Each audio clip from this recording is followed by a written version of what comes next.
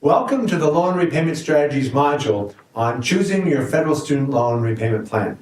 This is one in a series of educational modules that have been created for you by the law school to help you plan for and manage the repayment of your federal student loans. With federal student loans, you have choices about how to approach repayment, including a choice as to what payment plan you want to use to repay the debt. So the law school wants to make sure that you have the information you need to make an informed decision about how you choose the payment plan and approach the repayment of student loans. So you're not only successful in repaying your federal student loans, but also able to more quickly achieve the other financial, professional, and personal goals that might be important to you. So let's begin. With federal student loans, you're going to have to make a couple of decisions as you plan for and approach the repayment of your student loans. You will need to make the following decisions about specifically how you repay your federal direct Stafford unsubsidized loans, your federal Grad Plus loans, and any federal consolidation loans you might already have. In particular, you'll have to decide on what payment plan you want to use, and you'll also have to decide, are you going to be more aggressive in paying back the debt? In other words, are you going to pay more than the required minimum each month? You have the right to do so. There's no penalty for prepayment. So the question becomes, would this be a good idea to do so? So what we want to do is we want to look at each of these two questions so that you have the information you need to make an informed decision that will hopefully best meet your individual needs. With federal student loan repayment, you need to recognize that there's three unique features of federal student loans that make them different from other forms of debt. Federal student loans offer you choice, flexibility, and safety during repayment in a way that debt does not normally do so. Normally, when you have debt, there is no choice, no flexibility, and you've actually put yourself at risk financially. Because normally when you have debt, you don't have a choice as to how much you have to be paying each month. Your monthly payment is normally based upon how much you owe, and whether you can afford it to pay that or not, that's how much you have to pay.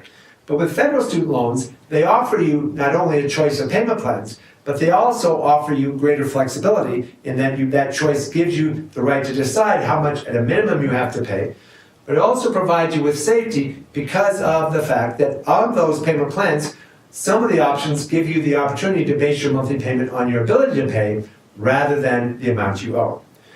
You do have options, so you want to make sure that you're being strategic and you choose the right plan for your circumstances.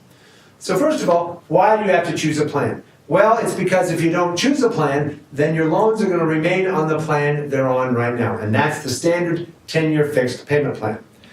And that plan results in the least flexible option. It results in the highest initial monthly payment. And even if you wanted to be paying as much as would be required by that plan, there would be other plans that would give you more flexibility. Because with whichever payment plan you choose, given that you likely have multiple federal loans, then that payment amount for that plan will represent the sum of the minimum payments you owe on each of your loans that month. In essence, you want to think of it in this way. If you were looking at your listing of loans as a vertical listing, then that payment would be applied vertically to the loans. In other words, there would be a portion of that payment applied to each of your loans, and the amount applied would be proportionate to the outstanding balances. Now, if all of your loans had the same interest rate, then that would be fine. But they don't. If you have multiple federal loans from law school, which you likely do, those loans likely have different interest rates. So ideally, it would be better in paying back your federal student loan debt if you could pay off one loan at a time, in essence paying horizontally, where you're applying all of what you were paying to a specific loan. That would be the loan that had the highest interest rate. It would save you more interest overall because for every dollar you pay, the greatest savings will be when you're paying that dollar against the loan that has the highest percentage interest rate. But the only way you can target payment amounts at a specific loan when you have multiple federal loans is to be paying extra over and above the amount that's required by the payment plan you've chosen. Because if you have multiple federal loans, the payment plan is going to represent a vertical payment. A portion of that payment must go to each of your loans because you owe something on every loan every month.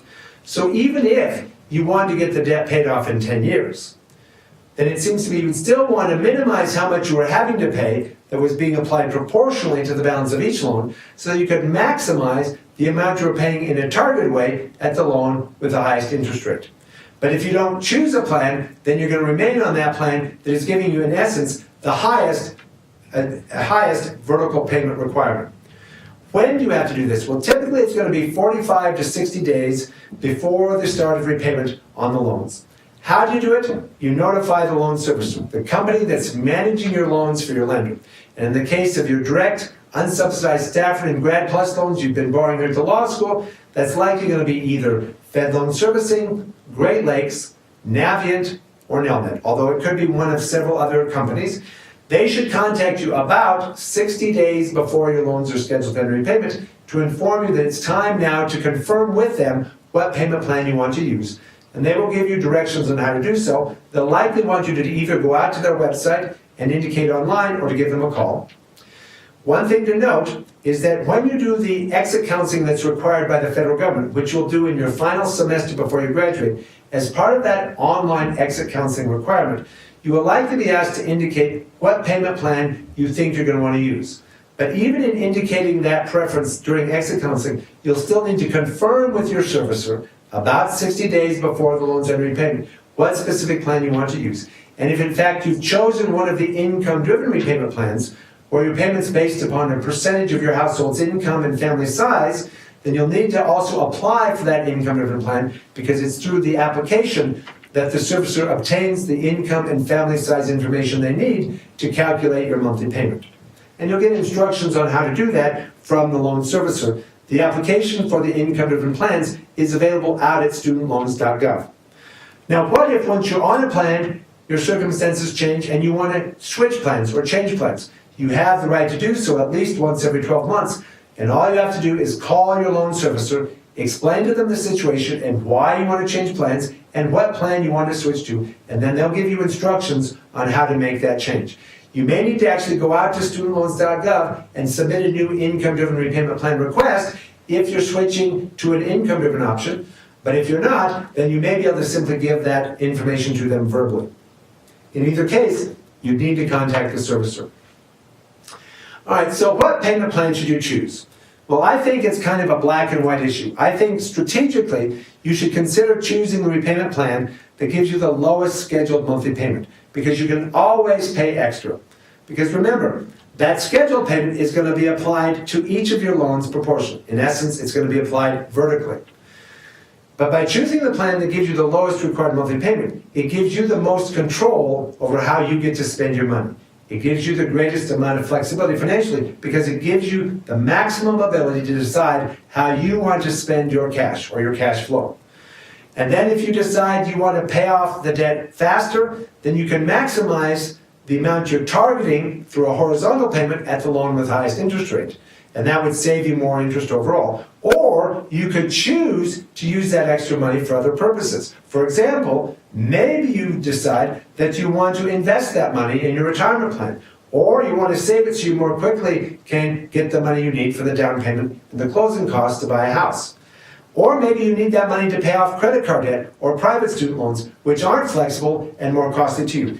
But in either case, by choosing the payment plan for your federal loans that gives you the lowest required monthly payment, it gives you the flexibility to decide how you want to spend any extra money you have. Recognizing that you can always voluntarily pay extra on your federal student loans without any prepayment penalty, you also have the right to switch from one payment plan to another as if your circumstances change. So again, you want to just maximize that flexibility, and doing so requires that you choose the payment plan that gives you the lowest required monthly payment. Now, for more information about how to determine what payment plan would give you the lowest required monthly payment, you can use the repayment estimator that's available to you from the Department of Education at studentloans.gov. And one of the other educational modules in the Loan Repayment Strategy series focuses specifically on how you can estimate your monthly payments using the repayment estimator. So I encourage you to check out that module. For more information about each of the payment plans, there's also a module that goes into detail about each of the payment plans, both those that base your monthly payment on an amortization schedule, the standard, the graduate, and the extended plans, as well as the 5 existing income-driven repayment plans, including the newest plan, Revised Pay-As-You-Earn or Repay. There's also a module that specifically looks at how Repay, the newest of the 5 income-driven payment plans, compares to each of the other plans. So again, I encourage you to check out those other educational modules that are part of this series to get more information. So we've answered one of the two questions. What payment plan should you choose? I think strategically, you want to choose the plan that gives you the most flexibility and the most control over your money, and that's going to be the plan that gives you the lowest required monthly payment. What about the other issue? Should you pay off your federal student loans as fast as possible? Well, you absolutely have the right to do so. There are no prepayment penalties. But faster may not be better when repaying your federal student loans. You may want to consider that taking as long as possible to repay your federal student loans may actually be better for you financially. Now, I realize that goes against conventional wisdom. You're taught to get debt paid off as fast as possible. So why is it that in this case, that might not be in your best interest? Well, it all comes down to the issue of opportunity cost. If you pay off the debt faster than you have to, that will reduce the direct cost, the interest you're paying for the debt. But it will simultaneously increase the opportunity cost because it will be causing you to divert more of your income than you would have had to towards the payment of the debt. And that's money you could have been investing in your retirement plan or saving to buy a house. So you don't want to ignore opportunity cost because you always have two costs associated with debt.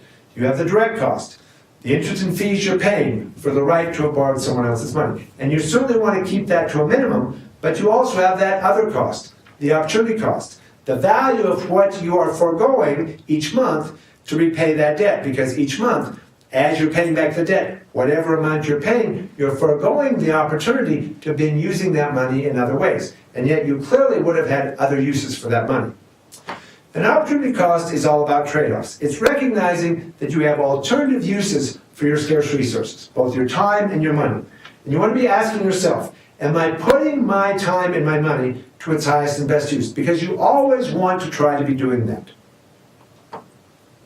And let's look for a minute at how you're going to be using your money. Every month you have to decide, with the income and other resources you have, how are you going to allocate those resources? Well, you really are allocating them across four buckets: the past, the present, the future, and philanthropy. The past is the amount that at a minimum each month you have to be paying towards any outstanding debt. The present is what you're spending on your living expenses: housing, food, transportation, clothing, entertainment, and the other miscellaneous personal expenses that you have. The future bucket is what you should be saving and investing for the future, so that you have the resources you'll need when you're ready to buy a house, to buy a new car, for emergencies, to retire, to pay for your child's education. Whatever those future uses might be, you need to start saving and investing for those purposes now. And then finally, you may want to be making charitable contributions. Perhaps it's important to you to tithe, or you may have other reasons you want to be using money to help others through charitable contributions. The point is, every month you're deciding how to allocate the resources you have across these four buckets, and every month you have to allocate all of your resources to at least one of these buckets, because it needs to go somewhere. And the reality is, while you've been in law school, you've probably been ignoring the future bucket. Because while you've been in law school, you haven't likely been earning much income. In fact, you've had negative income. You've actually been borrowing money. So it wouldn't have made sense while you're in law school to be investing for retirement, but it means you've now actually fallen farther behind. Financial planners, and by the way, I'm not a financial planner, I'm an economist, but I really do believe in what financial planners would recommend. They would suggest that first of all, you want to make sure you pay yourself before you pay anybody else. In other words, you want to make sure you're putting money in that future bucket before you do pay down debt, cover your living expenses, and cover your charitable contributions. Because if you wait until you take the money that's left over, there likely isn't going to be much left over. And they would recommend that you should be allocating at least 20% of your monthly gross income to that future bucket. And you can contribute more, but at a minimum, they would suggest you want to try to be allocating 20%, or 1/5 of what your gross monthly earnings are. And what should you be using it for? Well, first of all, you want to be saving for a rainy day. You want to make sure that you have an emergency fund such that if you have a loss of income or an unexpected expense, you have the means to sort of cover that shortfall or that financial change without having to borrow from your credit cards or from some other source. And what would be recommended is that you have a minimum of 6 to 9 months of your monthly expenses. And my guess is that you don't have much set aside right now because you've been in law school and have been borrowing money. Another allocation would be for retirement. And here it's recommended that you should be contributing a minimum of 10% to your tax-deferred retirement plan. Beginning at the age of 21, if you hope to be able to retire at the age of 65 and have the same lifestyle in retirement than what you had when you were working. Now you might say to me, well, Jeff, that's exactly what I've been doing because since the age of 21, I haven't been earning anything, and 10% of nothing is nothing, so I must be right on track. Well, no, you aren't. The reason they recommend 10% starting at the age of 21 is so that you have a minimum of 45 years of interest compounding. Because it's the compounding of that interest over time that's going to cause your assets to grow. And the longer you wait to start that process, the less time you're going to have for that compounding effect. And so if you wait until you're 25 or 30, then 10% isn't going to be enough because you won't achieve the same ultimate goal as if you would have started at the age of 21. It's the compounding of that interest that's what you want to maximize and take advantage of. So chances are you're already behind. I don't say that to depress you, but it means that if you don't start contributing at least 10%, then you're going to fall farther behind. Now in terms of that 10%, if you're working for an employer who's going to match a portion of your contributions, then let's suppose they're going to match up what you contribute up to say 5%. So that if you can contribute 5%, they're going to contribute 5%. Well then effectively you've achieved that 10%. But again, in terms of the total contribution, whether it's yours alone or combined with whatever match you get from your employer, you'd want to try to make sure that it's at least 10%. What about your children's education? If you plan to have a family, then you may need to want to make sure that you've saved for that so that you have the flexibility to be able to choose where they get that education. And we might not just be talking about college. You might want to start paying for their education for elementary or secondary. Now, how much you're going to need is unknown, but again, you want to recognize that that's a part of that future bucket, as is the money you're going to need for the down payment and the closing costs to buy a home. And you want to recognize that for conventional mortgages, you probably want to make sure you have a minimum of 10% of the purchase price to pay down, because you'll probably need at least that much, and it would be better to have at least 20% so you don't have to pay for private mortgage insurance or PMI. So the point is, you have these alternative uses for your money. Now I recognize you might say to me, well, Jeff, that's great, but right now I'm paying interest on my student loans. I don't think I can get a better deal investing that money someplace else. So aren't I better off getting the debt paid off first in terms of interest rate? Well, that may be true. If you're looking only at the interest rate, that might be true. But that's not the only thing you should be looking at. On federal student loans, interest is accruing, but it's accruing as simple interest. It's not compounding. Yes, it will capitalize at a particular point in time. The interest that's been accruing on your unsubsidized Stafford loans and your Grad Plus loans while you've been in law school is going to capitalize. It is going to get added to the principal balance when your loans enter repayment, 6 months after you graduate. But then from that point forward, it's again going to be accruing as simple interest. It's not going to automatically be compounding at some regular frequency. In fact, it may never capitalize again because you may be paying all the interest each month as it's accruing, although if you use an income-driven repayment plan, you may actually be having negative amortization. Your monthly payments might not initially be paying all the interest for the first at least few years. If that's happening, again, interest will be going unpaid, but it's going to be accruing as simple interest. It's not going to automatically be compounding. Yes, at some point it could capitalize again, but it would all do so only primarily if you change payment plans. If you don't change payment plans, then it may not happen again, and if it does, it would be far out into the future. But it's not going to be capitalizing or compounding at some regular frequency. However, the money you're investing is going to be compounding, and if you're investing in the stock market, it's likely going to be compounding as frequently as every day.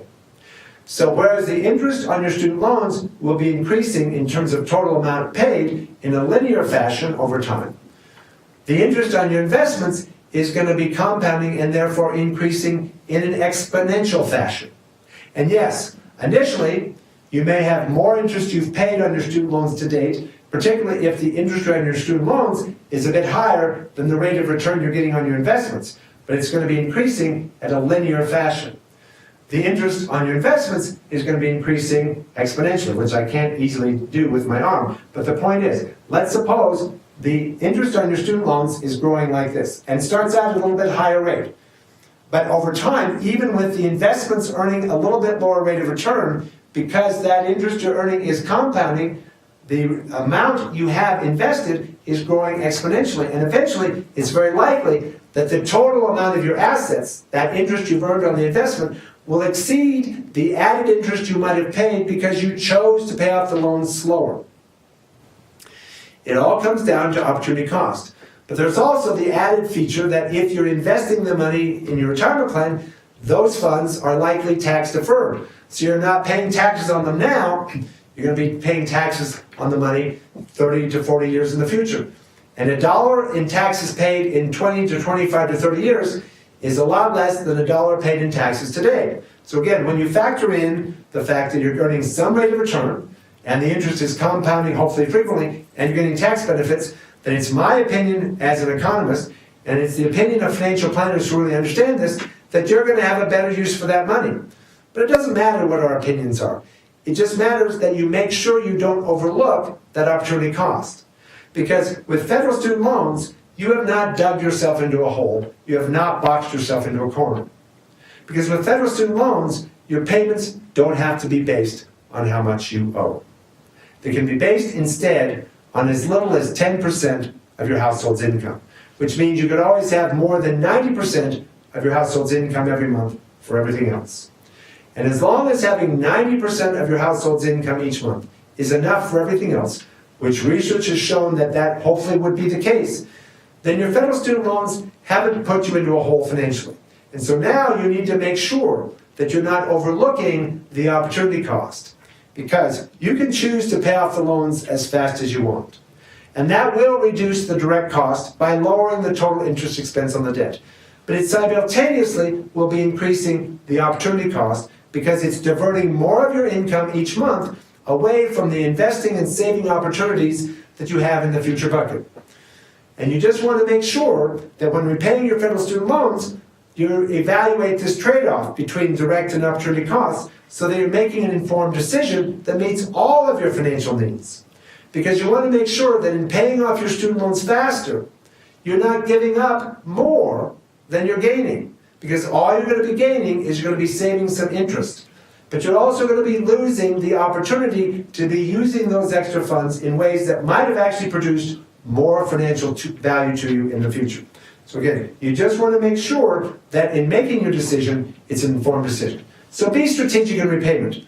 Leverage the choice, flexibility, and safety that comes with the repayment of federal student loans, because it's the only opportunity you're going to have where your payments can really fluctuate over time because of the income-driven repayment options that accommodate your ability to repay the debt.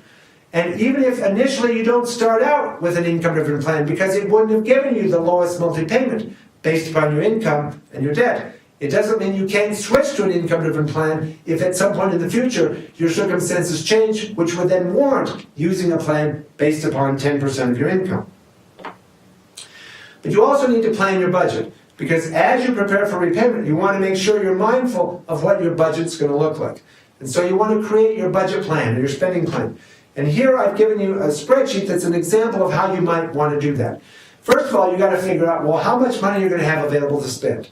So you take your gross annual earnings, determine from that your monthly income, then deduct all the mandatory payroll deductions. Federal, state, local income taxes, Social Security, Medicare deductions, any other mandatory deductions from your paycheck to come up with your net monthly income. Then you start looking at those buckets, starting with the future bucket. Pay yourself first. Try to see, can you afford to be contributing 10% of what that gross monthly income was? Plug that in. Then see, can you afford another 10% of that gross monthly income to be allocating towards your savings? Then come to the past bucket. Put in, initially, what is the minimum amount you would be required to pay on all of your debts. Then get to the present bucket. Enter in what your current living expenses are. And then finally, look at the philanthropy bucket. To what extent do you want to be making charitable contributions? Then add all that up, subtract it from that net monthly income. If you have a surplus, then you actually have more money to allocate. If you have a deficit, then it means you've spent more than you had. So now you have to go back and reevaluate, where can you cut? Well, you already put in the lowest possible monthly payment on your student loans, so you're either going to have to cut from the money you're investing for the future, your living expenses, or philanthropy. And your living expenses may not be anything you can really adjust. So now you're going to be either cutting from your charitable contributions or from that future bucket. In either case, that's not likely something you're going to want to do. So again, you want to be using this planning process to really see what can you afford to do. Now, if it turns out you actually have a surplus, now you have more money to allocate. Well, you could allocate it towards your debt, but you also could put it towards that future bucket. You could pay yourself. And if for every extra dollar you have, you could get more value by investing it or saving it, then that's where it should go. Again, be strategic, build your budget, pay yourself first. Try to invest or save at least 20% of your gross monthly income. Use tools, use worksheets or spreadsheets or online tools. An example is mint.com, because you want to make sure you're not overlooking any of the categories of expenditures you might have. Be conservative. Underestimate how much money you think you'll have in terms of income, and overestimate your anticipated expenses, particularly your living expenses, because it would be better to be conservative. Overestimate your expenses, underestimate your income, because then you'll likely only be better off. And watch out for cash leaks. Using your ATM card or your debit card to take cash out of your account can bust your budget, because it's not as easy to track how you're spending money when you're just pulling cash out. And consider living below your means, particularly as you're trying to build a financially secure future. Beware of luxuries that are dressed as necessities. And the steps I think you want to take in planning your budget is, first of all, determine how much you have available to spend each month. What is that net amount of money that's available based upon your income and the deductions that come from it? Identify how you spend money now. The best way to know what you're spending on your living expenses now is to be tracking your spending. So keep track. Figure out how are you spending now, because you're probably going to be spending at least as much once you get out of law school, and it's more likely you'll be spending more because you'll now be likely working full-time and you'll have more expenses. Evaluate how your current spending relates to your ability to achieve your financial goals. In other words, given how you're currently spending money now, will you be able to meet that 20% contribution, that paying yourself? If you can't, think about, are there ways you could cut back on your spending now, particularly your living expenses and your lifestyle, because doing so will allow you to have a better, more secure financial future. And then again, track your spending once you've created this plan, and then adjust the plan as necessary to accommodate, the reality of how you're really living. And always pay everything by the due date. And in terms of your federal student loans, if you can't afford to pay an upcoming payment, contact the loan servicer if payment relief is needed, because they will be able to likely offer you the opportunity to either temporarily postpone repayment with a deferment or forbearance, or to at least adjust your monthly payment so that you can at least manage for that short period of time, so that you don't have to miss the payments and have it negatively affect your credit. Because getting payment relief with a deferment or forbearance, or getting your payment adjusted by adjusting your payment amount, doesn't negatively affect your credit as long as you were requested to do so before you've actually missed the payment. And if you have direct loans, which you do, because this unsubsidized Stafford and the Grad Plus loans you've been borrowing here at the law school are loans you borrowed directly from the federal government, so they are direct loans. Even though you likely have multiple direct Stafford and Grad Plus loans, you are going to get a single monthly bill. You're going to get a consolidated bill, but you don't have to consolidate your loans to get it. Consolidation of your debt would actually be refinancing it. But you can get a single monthly bill. You will, from your servicer. It'll be a combined or itemized monthly bill that will allow you to make one monthly payment each month on your direct loans. The payments can be made using a checking or savings account with a check or money order. Payments do have to come from a checking or savings account. You cannot, under the current rules, use a credit card to pay your monthly payment. You can go online to the servicer's website and submit the payment electronically, or you can sign up for autopay. And this is where you're giving your loan servicer permission to automatically deduct whatever your scheduled payment is each month from whatever checking or savings account you've designated on the due date. And if you do that, then the government will deduct or discount the interest rate on your loans by 0.25%. At least that's what they currently offer to do. So it not only saves you time, but it'll save you some money. Now, if you decide you actually want to voluntarily pay extra, you can do so, but that you'll have to do as a separate transaction. That can't be included in your auto pay payment. And if you do want to pay extra, again, first of all, make sure you think about opportunity cost, but remember that prepayment occurs when you voluntarily make a payment when one is not due, for example, before the loan enters repayment, and it's going to be suggested to you in exit counseling that it would be a good idea to pay all the interest on your loans that's accrued while you've been in law school before it capitalizes if you could afford to do so. Well, that would be a vertical payment, and that would be a vertical prepayment.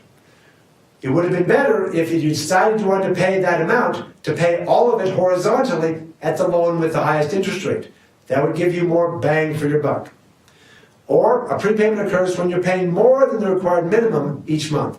In either case, you have the right to do so. There's no penalty for prepayments, but you want to make sure you contact your loan servicer before you make a prepayment at least the first time, because you want to ask them procedurally, how should you do it? What steps are needed to submit the prepayment? They're likely going to tell you that you just need to go out to their website, log in, go to the section where payments are made, select the loan you want to pay the extra on, and submit it. But you want to make sure that you know exactly what to do, because the servicer may want you or need you to advise them that it is a prepayment and that you're not just trying to advance when the next payment would be due.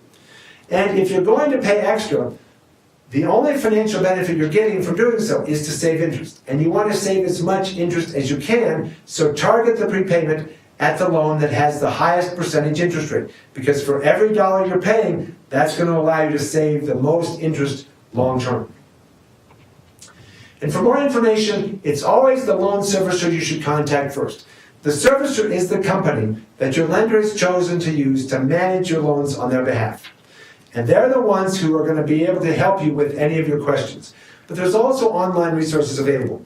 General information about federal student loans is available at studentaid.gov. That's the general website of the Department of Education for all things related to federal student aid. To get estimates of what your monthly payments would be, because again, in choosing the payment plan, you want to try to choose the one with the lowest monthly payment. You can use the student loan repayment estimator that's available out at studentloans.gov. And for more information about each of the available payment plans, and to apply for any of the income-driven repayment plans, again, that's available out at studentloans.gov as well. But you also have opportunities to learn more. There are several other educational modules in the Loan Repayment Strategy series. So I encourage you to check out all of those modules. In particular, the modules on the payment plans themselves and on the newest plan, Revised Pay As You Earn, and the module that helps you to understand how to use the repayment estimator so you can get estimates of your monthly payments for each of the plans. With that, remember, you want to be strategic. Federal student loans offer you choice, flexibility, and safety in a way that no other form of debt does. So you want to make sure you're leveraging that flexibility, that safety, and that choice as you select the payment plan so that it not only allows you to successfully to repay your loans eventually, but so it's also allowing you to be able to meet the other financial, personal, and professional goals that are important to you more quickly. Because you want to select the plan that best meets your needs. And then, as your circumstances changes, contact the servicer if you think you might want to change plans or if it might be appropriate. With that, that concludes this module. I hope the information has been helpful to you. Good luck as you plan for and manage the repayment of your federal student loans.